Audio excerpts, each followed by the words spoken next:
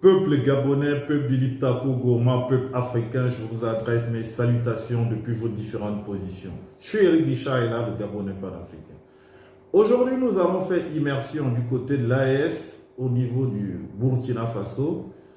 Mais avant tout, je vais vous faire apprécier le journal d'une des chaînes propagandistes des impérialistes. Hein. Vous allez écouter une des chaînes françaises qui est là pour faire toujours les sorties dans le but de manipuler les consciences des Africains, de les remonter contre le Burkina Faso, le Mali, le Niger, tous les pays qui ont eu des coups d'État faits par les militaires parce que, soi-disant, nous ne respectons pas leur code de mode de démocratie. Donc, je vous fais écouter brièvement cette vidéo, ce reportage. Après, je vais déconstruire cette journaliste, s'il vous plaît. Allez, écoutez, s'il vous plaît. Au Burkina Faso, c'est sans doute un cap supplémentaire dans le durcissement du régime. Le gouvernement a adopté un décret pour un nouveau code des personnes et de la famille. Il prévoit notamment la déchéance de la nationalité pour tout Burkinabé qui se comporterait ou agirait contre les intérêts du pays. Autre mesure également introduite, la criminalisation de l'homosexualité. Le texte a été transmis à l'Assemblée législative de transition pour son examen et adoption. Et puis toujours au Burkina Faso, on a appris l'enlèvement d'un journaliste de Radio Omega, Alain Traoré, également connu sous le pseudo d'Alain Alain. Il a été enlevé samedi matin par des individus qui se sont présentés comme des agents de l'Agence nationale des renseignements. Radio Omega exige la libération immédiate de son collaborateur. Ok, donc vous avez écouté comme moi.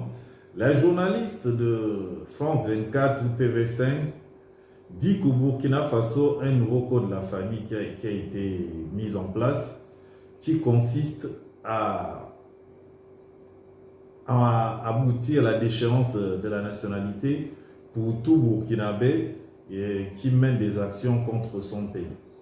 Bon, qu'est-ce qui est anormal là-dedans?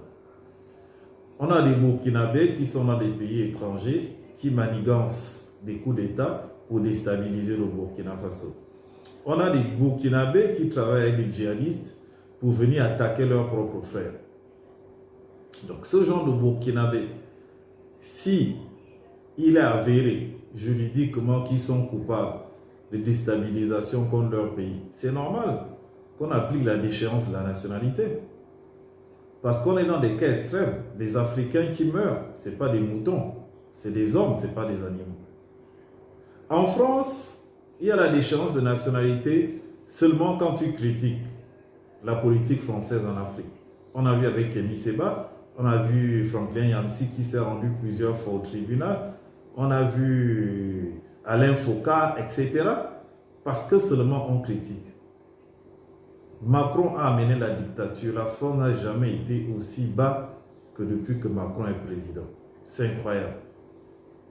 C'est vraiment incroyable. Bon, là, ils ont aussi parlé de la pénalisation de l'homosexualité. Bon, elle a utilisé un terme, la criminalisation, autant pour moi, de l'homosexualité. Mais chaque pays a sa culture. Nous, les Africains, on ne connaît pas ce genre de choses. Comme eux, ils refusent la polygamie, qui est un crime chez eux.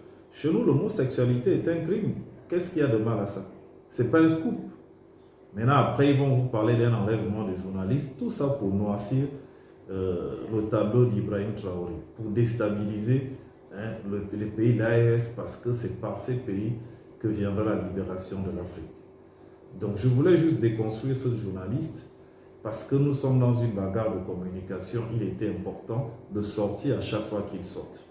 On a l'avantage aujourd'hui d'avoir des réseaux sociaux pour instruire nos populations.